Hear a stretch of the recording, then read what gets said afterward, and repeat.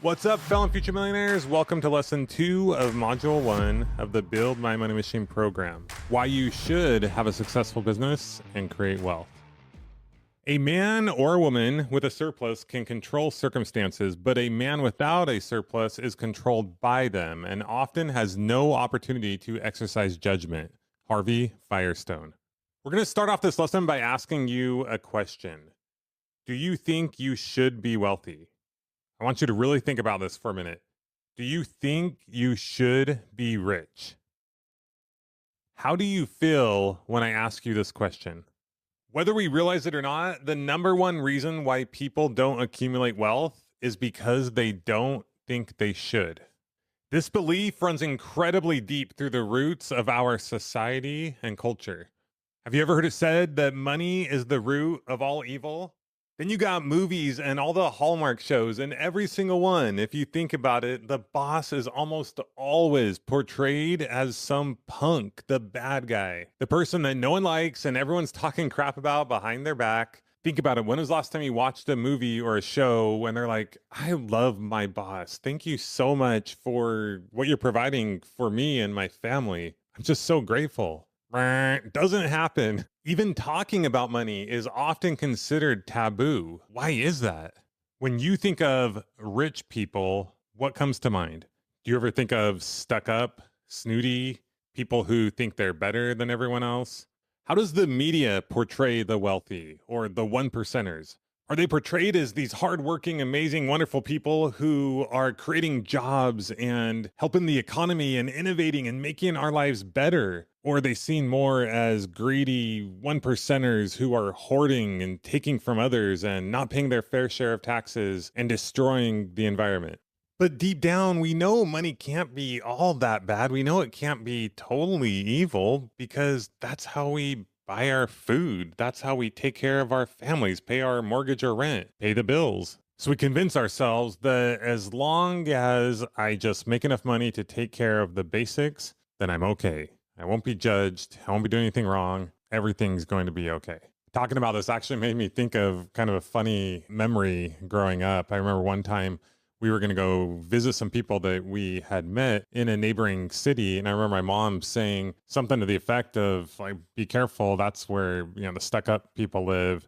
I don't feel like my mom was typically like this. Like I know that there were other wealthy people that she admired. And I think it's because she had a personal relationship with them and she knew, oh, these people aren't stuck up. They're not like that. But I remember her saying this and it's kind of funny because looking back, like that area isn't even necessarily like an incredibly wealthy area, but that was just her perception of that area because it was a lot newer and nicer than where we lived. But then later, I remember going and visiting my cousin who lived in a pretty affluent area. He happened to live in one of the apartments of that area, so their cost wasn't as much. But there were a lot of very wealthy people in that area, and I would go visit him. He was an only child, so we would go visit him for long stints of time during the summer. I worked lots of jobs with him, but we would go hang out with some of his friends and some people that he knew from school and church, and these people were some of the most wealthy people I had ever met. And I remember thinking, oh, wait a minute, I thought you guys were supposed to be stuck up or snooty or a certain way, but yet they were so kind and generous and thoughtful and fun. And it completely changed my perspective on wealthy people or wealth. Now, I'm also not trying to say that wealthy people are nicer or better or more generous or anything like that. I don't think we need to profile wealthy or poor people. But it did become very clear to me that these people were not bad or stuck up or snooty.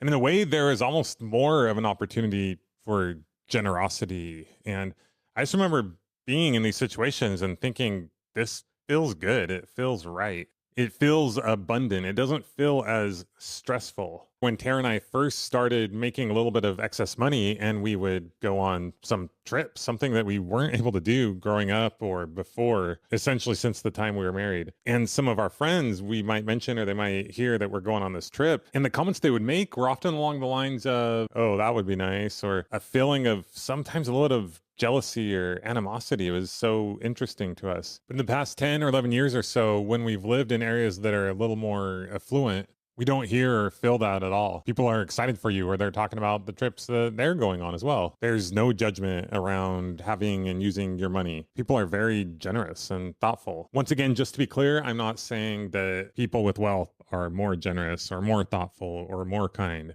but they definitely aren't less. They're not more stuck up or more selfish or any of that. They're just people. And since then, I've realized the same with money. Money is not good or evil. Money is money. It's a resource. It's what we do with it. Money can be made to build bombs, and money can be made to build wells and schools, to feed people, to take care of the sick. I want you to think about something for a minute. What would our world be like without entrepreneurs? Seriously, wherever you are, just look around and think about that.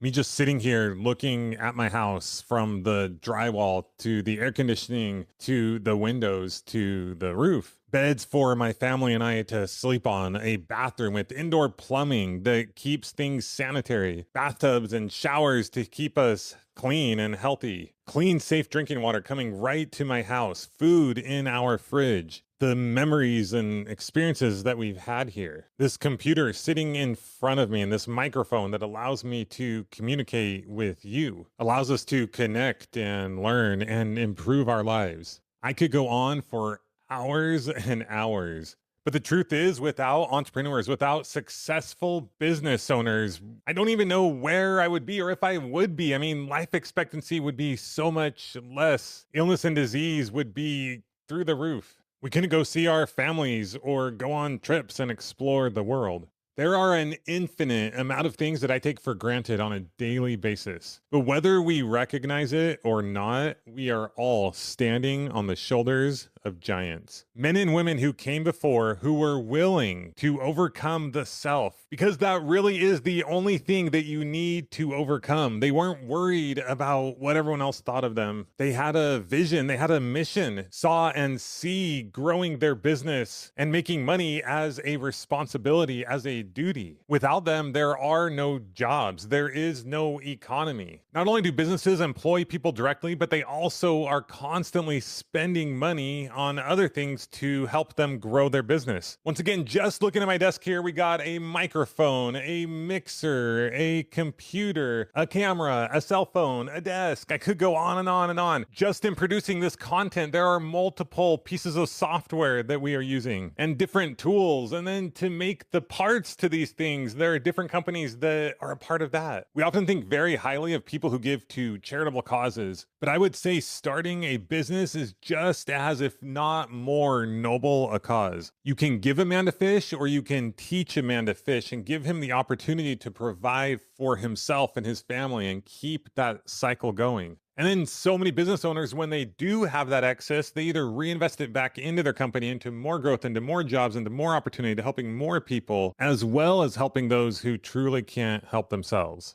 Now, I want to change gears here just a little bit, and at the risk of sounding like I'm contradicting myself, I want to share a story. The last job I ever had was when I was 18 years old and worked at a Frito-Lay warehouse. I had just graduated from high school a few months prior, and that night my brother and a lot of my friends and past teammates would be playing in a big football game. In order to make it to the game on time, I would need to leave a half hour early from my normal scheduled shift. I told the warehouse manager about it early on in the week. He said that should be fine. That same day I came in, reminded him, said, okay, no problem, just get your stuff done. That day I worked my butt off. After unloading multiple semi-truckloads of chips, organizing the entire warehouse, checking people out, I went to my office manager, who he and the other workers spent most of the day taking smoke breaks, hanging out, chilling, but I didn't care. I was on a mission. They could do them. I was going to do my thing. And I let him know, I'm like, okay, I got to leave in 5 minutes, just giving you a heads up. And he looks at me, he's like, you're not going anywhere. To which I replied, yes, I am. I told you about this. I worked really hard. I've gotten everything done. To which then he told me, well, we're a team and these other things aren't done and you need to do that before you can go. Which I respectfully but directly explained everything that I had done and the commitment that I'd made to going to this game, and that I had a couple more people to check out their carts and that I would be leaving. And he's like, you're not going anywhere. I said, yes, I am. He's like, you're not going anywhere. I said, yes, I am. So I finished checking out a couple of the guys that needed to get their carts checked out. I put my clipboard down and left, never to return. As talked about and mentioned earlier, I am not a fan of people who hate on the big bad company or their boss. I'm incredibly grateful for every opportunity that I've ever had to be employed by or work for someone else. But I realized very early on that I couldn't sit there and blame someone else for my circumstance. And to me, we always talk about the right to be free. But as we know, freedom is a right. It is a privilege. It does not mean that everyone chooses that. It is not a guarantee. It is not something that we are entitled to. And while there are many different levels of freedom, and once again, we could get into this and talk about this for a couple hours, I discovered very early on that if I wanted to truly be free and not be told all day, every day, exactly where I needed to be, what I needed to do, how I needed to do it, that I needed to own my own business and create wealth for myself and my family. Growing up in the 1980s and having a dad that graduated from construction management during that time, which was probably the worst time ever to be in the building industry. I remember the prayer that I would have in my heart every day was, please bless that my dad won't get laid off from his job today. One of the biggest misconceptions in our society, having your own business, your own money machine, having skills and being able to make money on your own versus having a job is more risky. But this couldn't be further from the truth. While it might take longer up front to learn those skills, to create that wealth, to get that money machine going, it will then give back to you indefinitely. In different times throughout my life, my desires for making money were different.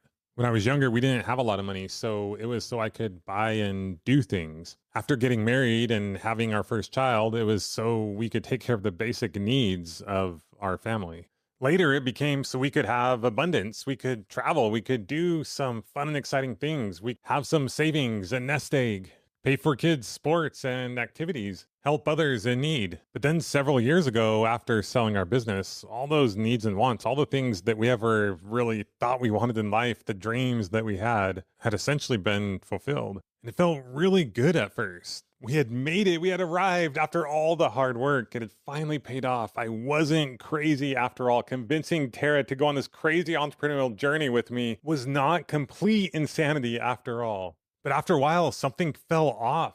And in a way, that was a greater pain and in a lot of ways, even more depressing than the times where we didn't have money, because it was like, wait a minute, this isn't supposed to be how it's supposed to feel. This isn't what it's supposed to be like. We've put in the work. We've earned the money. We don't need money anymore. Why do we feel this way? And that's when we realized we had more to do. Life wasn't just about paying the bills, making money so we could take care of the basic needs, so we could have a nice house and go on fun trips. It's about purpose. It's about helping each other. It's about giving back. It's about seeing a need and filling that need. It's about living up to our true potential. Starting Millionaire University in a way is probably the hardest thing we've ever done, or at least the hardest business we've ever started, because it's never been about trying to make money so we could take care of our family or even live a great life. The days that you don't feel like doing anything are a lot harder because you know your family's livelihood isn't depending on it. So you're forced to really find and do something that you feel like you're called to. You're forced to dig deep on the conviction of what you're doing. And I'm not going to lie, it is kind of nice to know that to go back to where you were doesn't bring true happiness or fulfillment and just leads to a life of depression.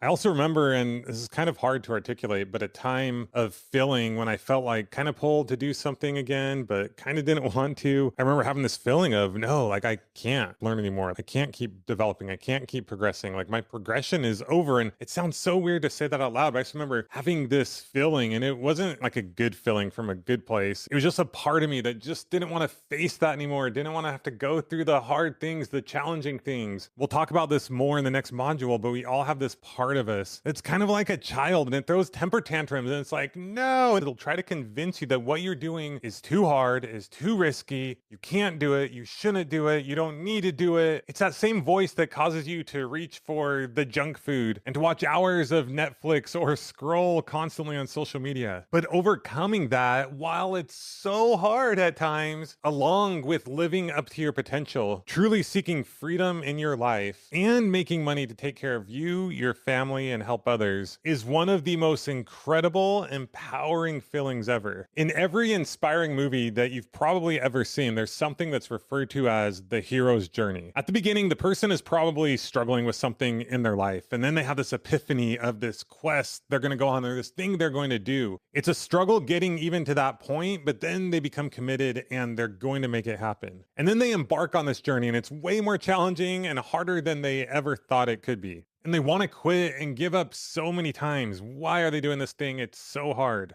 But through that journey, as they keep moving forward, they learn and discover things about themselves that they never even considered before. Deep, internal, meaningful, life-changing, life-altering experiences that were never even a thing that they thought they needed or desired or wanted or would be beneficial. But now, after having gone through that and experienced that, and the challenges that were a part of that, challenges that they never would have chosen on their own had they have known that they were going to come, completely transformed who they are and the person that they are, and changed their life forever. Regardless, mind you, of if they actually achieved and accomplished the thing that they initially set out to accomplish in the exact way that they set out to accomplish it. This new thing that they discovered, this new thing that they uncovered, the person that they became was so much more powerful than anything they ever could have imagined, anything they ever could have dreamed of. Growing your own business and creating wealth is like your own hero's journey. There is so much more that you and others are going to get out of it that you can't even imagine or fathom at this point. It's really so much more than just making money. And making money, as we know, is very, very important. John F. Kennedy said, "We choose to go to the moon and do other things, not because they are easy, but because they are hard." Like we talked about in the last lesson, they did not have the technology. They didn't have the things they needed to get to the moon. They didn't know how they were going to get to the moon. They may have had some ideas or some theories as to how it might be possible, but the conviction that they could, should, and must go to the moon was so strong that in their minds it became non-optional. It was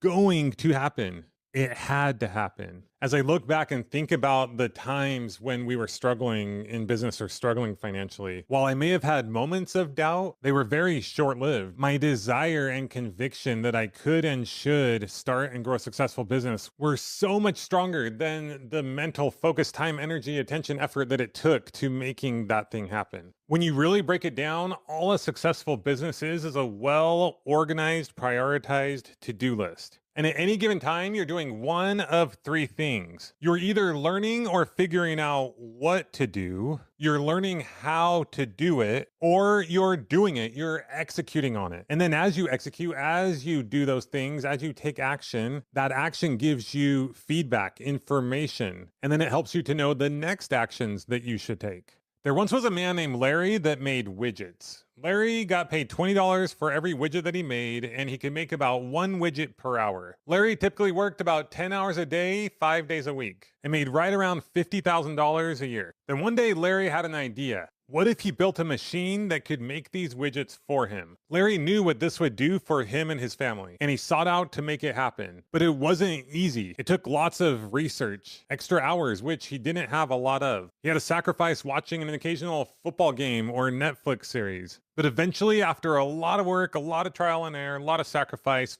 finally, Larry had his widget making machine. Larry was now able to make 5 times the widgets in half the time. He can now help coach his kids' sporting events and go to their activities, take his wife on a well-deserved trip she always wanted to go on, go to the gym more often and focus on his health, and was able to help a close family member in need. The truth is, while Larry appreciated the widgets and the opportunities that it afforded him and his family, it wasn't really his true passion. But with this extra time and the fact that he wasn't constantly stressed about money, Larry was able to contemplate and think about what he really wanted to do with his life. Larry's desire and conviction, along with the willingness to give up some of the things that weren't that important, that didn't really matter to him, allowed him to live a more fulfilling, rich, healthy life for the long term. Our goal in saying that you should have a successful business and create wealth is not to add any additional guilt or shame that you may have or society may put on us for not being good enough, for not accomplishing enough. No, it's actually the opposite. We are intentionally using the word should to counter what society has taught us about sometimes people feeling like they shouldn't have money. They're not worthy or capable of having money.